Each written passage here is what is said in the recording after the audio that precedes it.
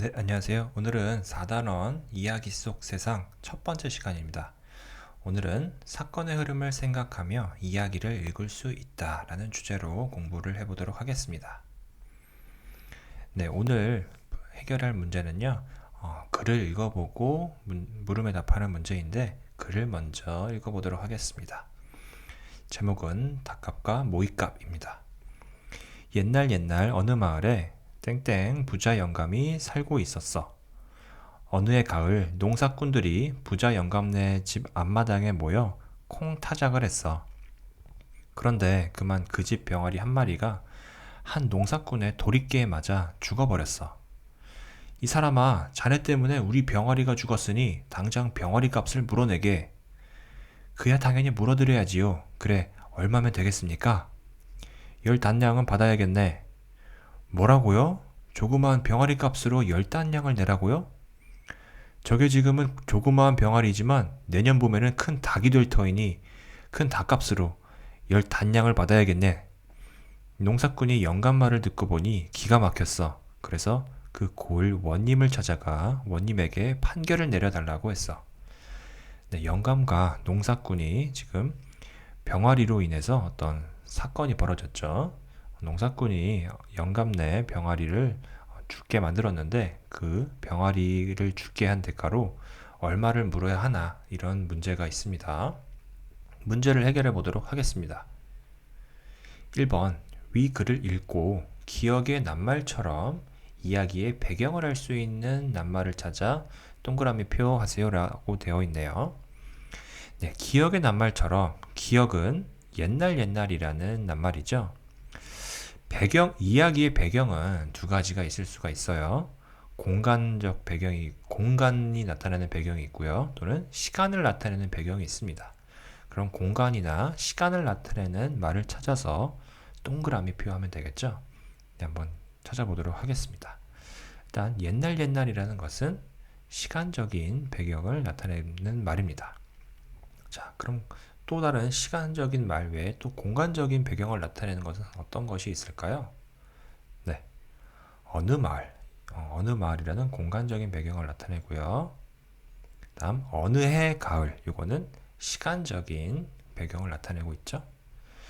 또 다른 나타내는 말이 있을까요? 네, 부자 영감네 집. 여기도 부자 영감네 집이라는 공간을 나타내주고 있습니다. 네, 배경을 나타내는 말은 이 이야기에서는 총 4가지가 있네요. 옛날, 어느 마을, 어느 해 가을, 부자 영감네 집, 이렇게 4가지가 있습니다. 네, 이번 문제를 해결해 보도록 하겠습니다.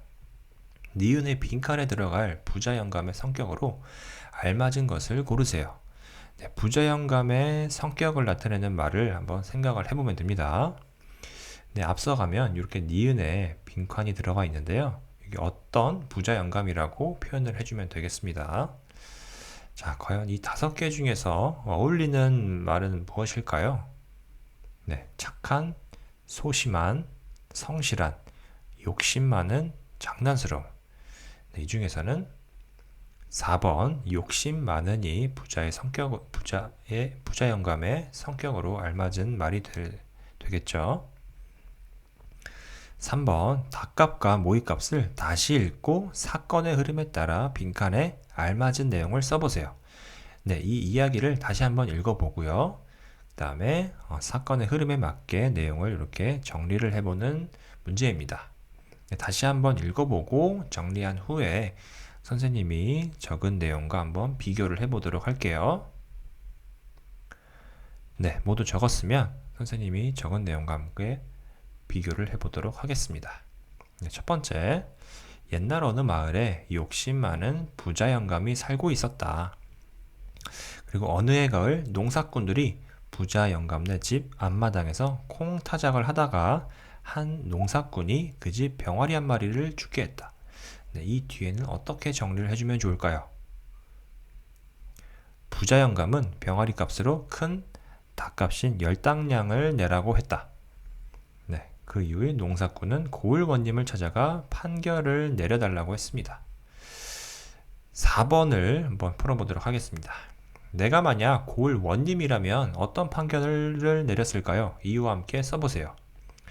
여러분이 고을 원님이라면 두 사람의 문제에 대해서 어떤 판결을 내렸을 것 같나요? 한번 원님이라고 상상해보고 어떻게 했는지 여기 작성을 해보도록 합니다. 그리고 그 이유도 작성을 해보면 좋을 것 같습니다. 네, 작성을 해보았나요? 선생님은 이렇게 한번 작성을 해볼 것 같아요. 첫 번째는 병아리 값으로 열단량 받는 것은 안 된다고 이야기를 낼 것입니다. 왜냐하면 부자영감의 주장은 옳지 않다고 생각하기 때문이고요. 또는 이렇게 적을 수도 있을 것 같아요. 농사꾼 때문에 모이값을 아꼈으니 오히려 농사꾼에게 열단량을 주려고 판결을 내릴 것이다. 이건 오히려 부자가 농사꾼에게 열단량 주라고 판결을 내린 겁니다. 이유는 부자 영감의 행동이 너무 욕심 많고 옳지 않기 때문이죠. 이렇게 한번 적어 보았는데요. 여러분은 어떻게 적어 보았나요?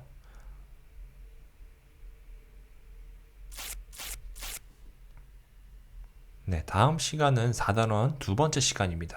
이야기를 꾸며 책을 만들 수 있다에 대해서 공부해 보도록 하겠습니다.